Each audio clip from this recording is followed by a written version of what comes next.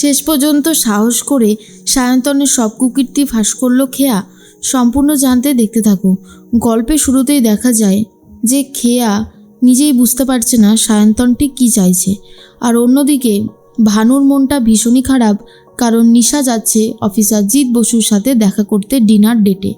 তখনই ভানুর মনটা খারাপ হয়ে যাওয়ায় উজি তখন বলে, দেখো ভানুদা, আমি জানি তুমি দিদিকে ভালোবাসো, কিন্তু ভালোবাসা দুটো মানুষের মনের মধ্যে হলে তবেই সে বিয়ের মতন সিদ্ধান্ত নেয়। যেহেতু তোমাকে দিদি ভালোবাসে না, তাই এক্ষেত্রে তো কিছু বলার নেই বলো। আমি শুধু এটুকুই চাই যে তুমিও এবার লাইফটাকে নিয়ে কিছু ভাবো, নতুন করে বাঁচার স্বপ্ন দেখো। তখন ভানু বলে, দেখ উজি, আমি তোর দিদির কখনোই কোনো ক্ষতি করিনি, হতেও দিওনি ক্ষতি, আর আজও সেটাই করি, তুই আমাকে নিয়ে ভাবিস না। এর মাঝখানেই নিশা বলে, হ্যাঁ রে উজি, আমি যা করছি ঠিক করছি তো? জিৎ আমাকে ভালো রাখবে তো? জানিস তো আগে তো আমার খুবই টাকা পয়সা বড়লোক হওয়ার নেশা ছিল, এখন সমস্ত নেশাই যেন কেমন নিজেকে ছাড়িয়ে নিয়েছে।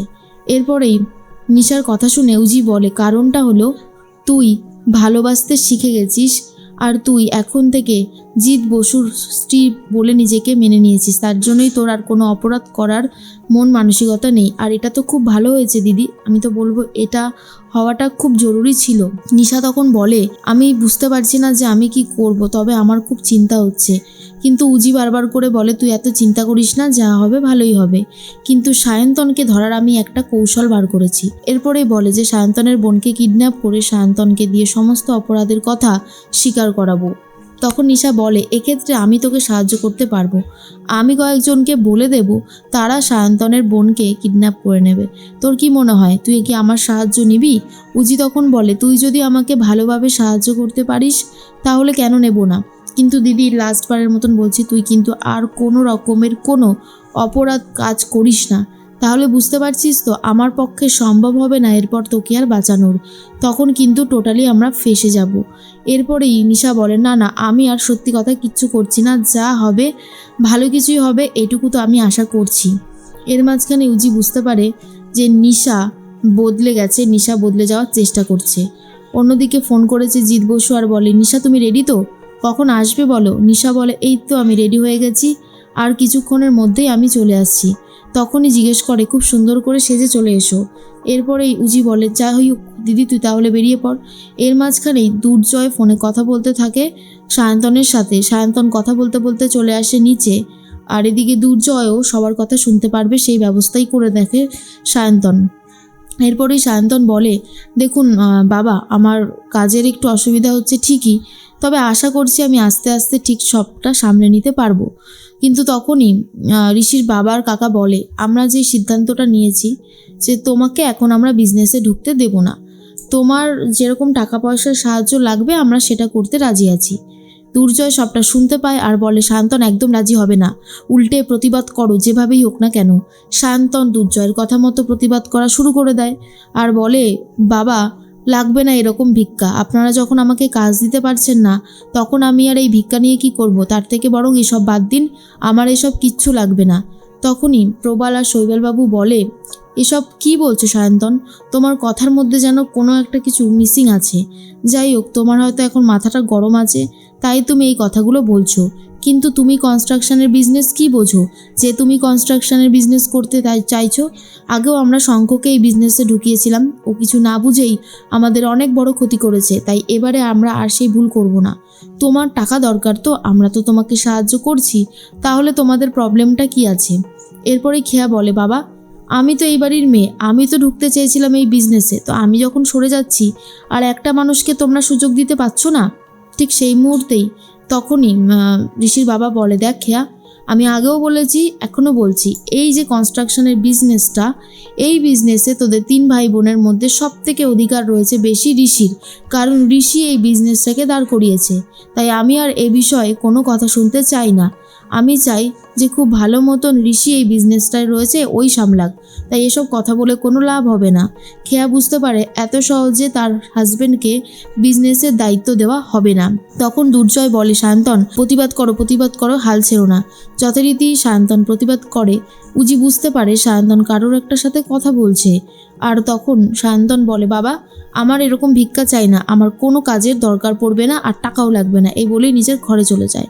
খেয়া তখন বলে, কি হলো আমি কিচ্ছু বুঝতে পারছি না, তোরা শুধু শুধু সায়ন্তনকে এইভাবে রাগিয়ে না দিলেও পারতিস। ঋষি তখন বলে, শোন, এখানে আমার কিছু বলবার নেই, বাবা কাকা দাদু মিলে যেই সিদ্ধান্ত নিয়েছে সেটাই বজায় থাকবে, এটাই হলো ফাইনাল কথা। ঋষি তখন এই কথাগুলো বললে উজি খুব খুশি হয় আর বলে, বেশ করেছো, ওই সায়ন্তনকে জায়গা দাওনি, সায়ন্তনকে জায়গা দিলে তোমাদের বিজনেসের একদম ক্ষতি করে দিত। আর ওর সাথে যে দুর্জয় ঘোষালের যোগাযোগ আছে সেটা কিন্তু আমি ভালো মতন বুঝতে পারছি।